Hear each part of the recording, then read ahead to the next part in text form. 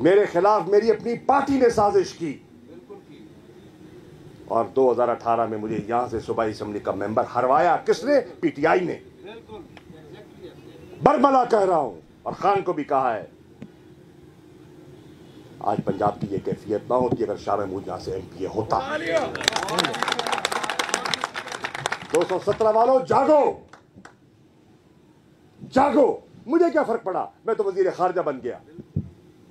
तुम्हें फर्क पड़ा, तुम्हें फर्क पड़ा, मुल्तान को फर्क पड़ा, जनूबी पंजाब को फर्क पड़ा।